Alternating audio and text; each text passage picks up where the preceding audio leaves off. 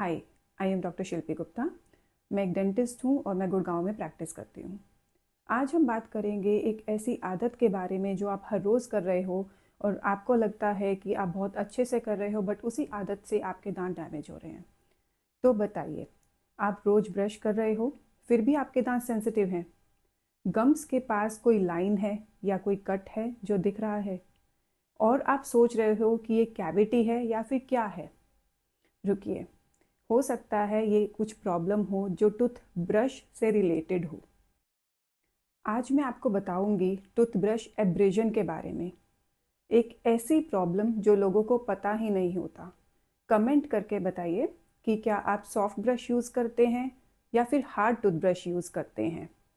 Video में last तक बने रहिए, लास्ट तक देखिए, क्योंकि लास्ट में मैं आपको बताऊंगी एक ऐसे सिंपल टेस्ट के बारे में जिससे आप घर बैठे ही पता कर सकते हैं कि क्या आप भी हार्ड टूथब्रश कर रहे हैं। अब जिस चीज़ के बारे में हम बात करने वाले हैं उसको हम कहते हैं टूथब्रश एब्रेजन। तो टूथब्रश एब्रेजन होता क्या है?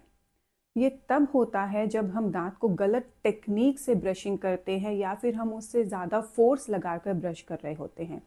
इससे क्या होता है कि जो दांत का आउटर लेयर है, जिसको हम एनामल कहते हैं, जो कि दांत का प्रोटेक्टिव लेयर होता है, वो धीरे धीरे घिसने लग जाता है। यूजुअली ये गम्स के पास होता है जहाँ पर वी शेप का नॉच बनने लग जाता है। अब इससे प्रॉब्लम जो होती है वो बहुत ही स्लोली होती है। इस स्लो प्रॉब्लम की वजह से ये इग्नोर होता है, निग्लेक्ट होता है और आपको पता ही नहीं चलता है। तो फ्रेंड्स, अलर्ट हो जाइए। अगर आपको ठंडा लगता है, मीठा खाने से पेन होता है, कोई गम्स के पास कट है, आपके दांत जो हैं वो ज़्यादा येलो दिख रहे हैं, या फिर ब्रश करते वक्त आपको गम्स में ब्रश चुभता है या फिर गम से ब्लीडिंग होती है, ये कैविटी ना होकर टूथब्रश एब्रेजन हो सकता है। अब सबसे बड़ी गलती सुनना चाहोगे? लोग सोचते हैं कि ज़्यादा ज़ोर से ब्रश करने का मतलब है ज़्यादा सफाई, पर यह गलत है। तो कॉमन मिस्टेक्स क्या हैं? वो है हार्ड टूथब्रश इस्तेमाल करना, हॉरिजॉन्टल ब्रशिंग करना, 5 से 7 मिनट तक ब्रशिंग करते रहना, वाइटनिंग टूथपेस्ट या फिर चारकोल वाला टूथपेस्ट, या फिर एक ऐड आती है ना जिसमें कुछ सॉल्ट वाला टूथपेस्ट होता है, वो इस्तेमाल करना, ब्रश करते वक्त ज़्यादा प्रेशर लगाना। अगर आपका ब्रश 1 महीने में ख़राब हो जाता है और उसके जो ब्रिसल्स होते हैं वो फैल जाते हैं, तो समझिए कि आप ब्रश के साथ साथ दांतों को भी घिस रहे हैं। तो इसका सॉल्यूशन क्या है? इस डैमेज को हमें रोकना कैसे है? अब आती है गुड न्यूज़। इसको कंट्रोल किया जा सकता है। आप सॉफ्ट ब्रिसल्स वाले टूथब्रश इस्तेमाल करिए, जेंटल सर्कुलर मोशन में ब्रशिंग करिए, सिर्फ 2 मिनट ही दिन में 2 बार ब्रशिंग करिए, फ्लोराइड टूथपेस्ट का इस्तेमाल करिए और हर 6 महीने में अपने डेंटिस्ट को जाकर दिखाइए।